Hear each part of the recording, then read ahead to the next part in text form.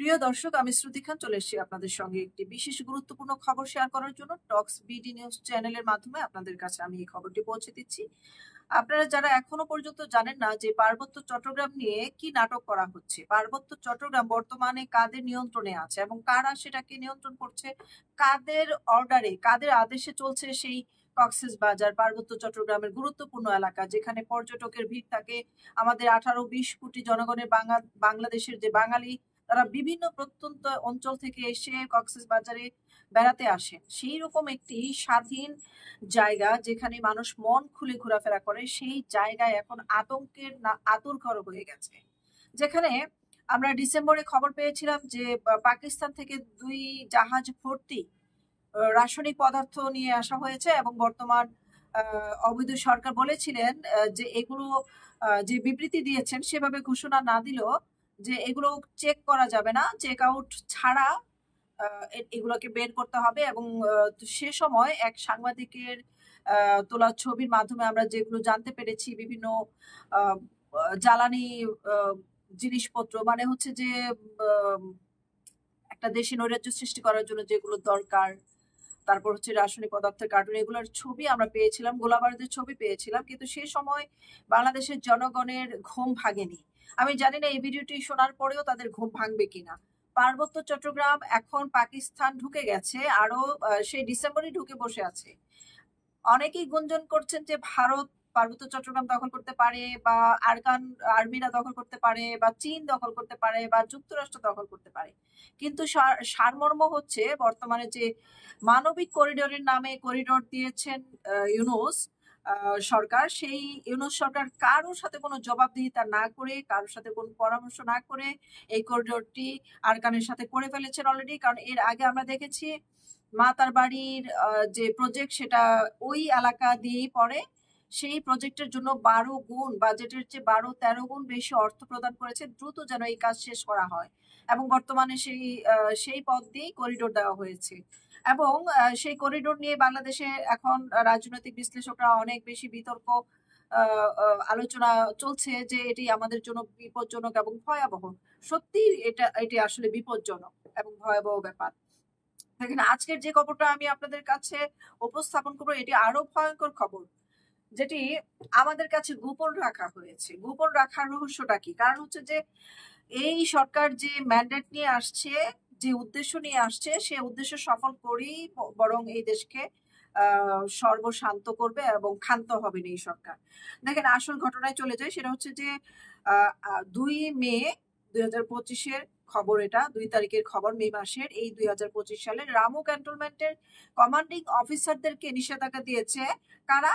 তারা হচ্ছে পাকিস্তান থেকে এসেছিল যে সংবেদনশীল সরঞ্জাম, পাকিস্তানিরা, পাকিস্তান থেকে তাদেরকে আদেশ দেওয়া হয়েছে, নিষেধাজ্ঞা দেওয়া হয়েছে। কি করার জন্য?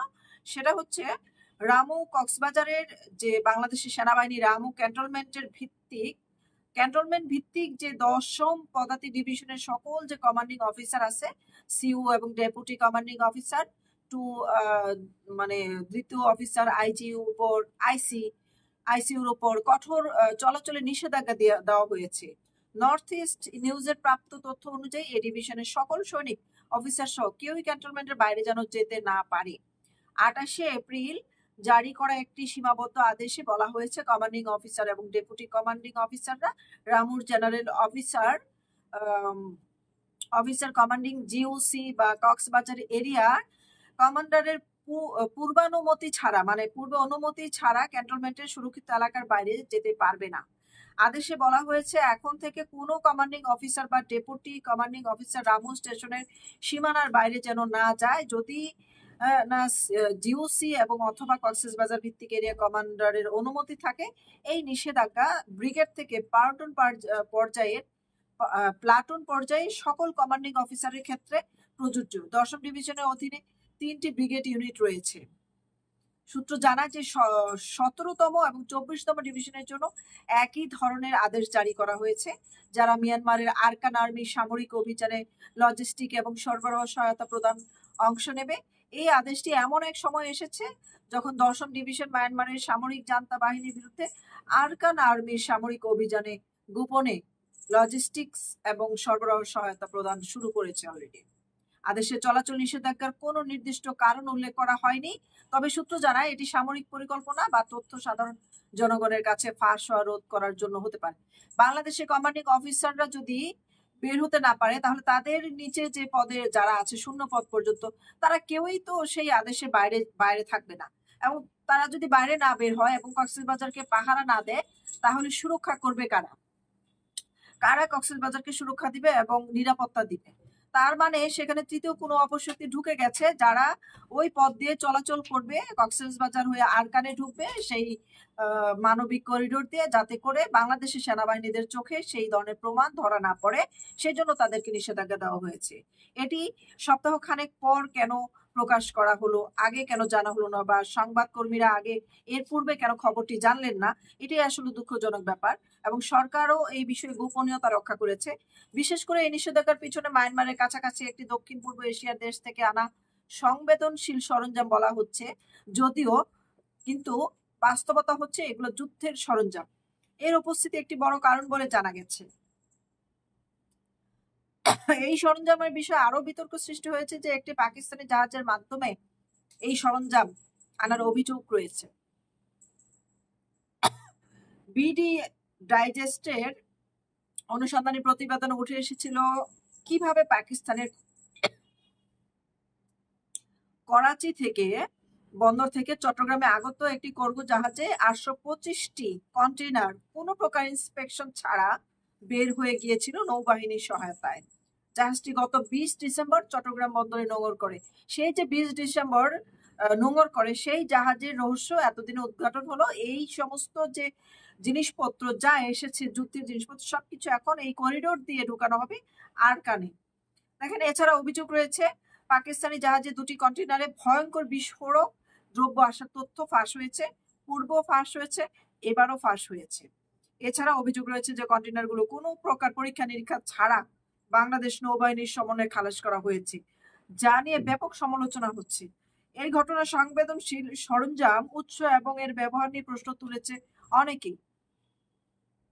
আরো জানা যায় যে কমান্ডিং অফিসার এবং ডেপুটি কমান্ডিং অফিসার, নন কমান্ডিং অফিসার, এনসিও এবং অন্যান্য সৈনিকদের মৌখিকভাবে চলাচলে নিষেধাজ্ঞা দেবেন।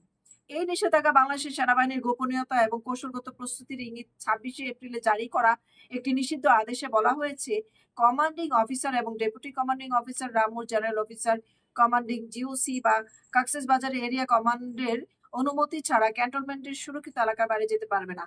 তার মানে বাংলাদেশের নিয়ন্ত্রণের সম্পূর্ণ বাইরে চলে গেছে রামু কক্সবাজার এলাকা, এবং বাংলাদেশের সেনাবাহিনীদের এখানে হয়তোবা তাদের আর কিছু করার নেই।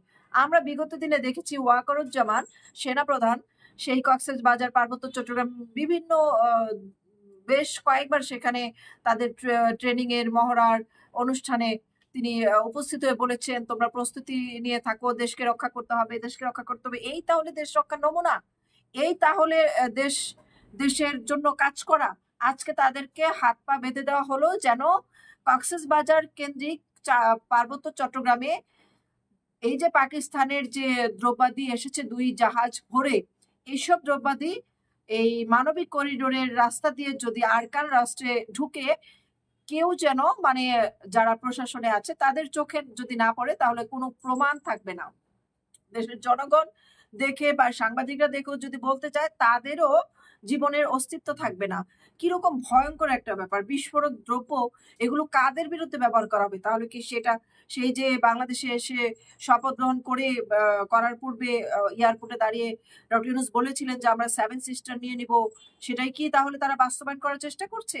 যে পাকিস্তান ভারত বর্তমানে তুমুল যুদ্ধের সংঘর্ষের মুখোমুখি হয়েছে, সেই পাকিস্তানের হয়ে ভারতকে শায়েস্তা করার জন্য পাকিস্তান সেই কক্সবাজারকে দখল করে মানবিক করিডোরের নামে আরাকান আর্মিদেরকে দিয়ে, কুকি চিনদেরকে দিয়ে সেই পার্বত্য চট্টগ্রাম যেহেতু এখন নিয়ন্ত্রণে নিয়ে নিয়েছে, তারপরে তারা 7 সিস্টারে ঢুকে একটা হট্টগোল শুরু করবে।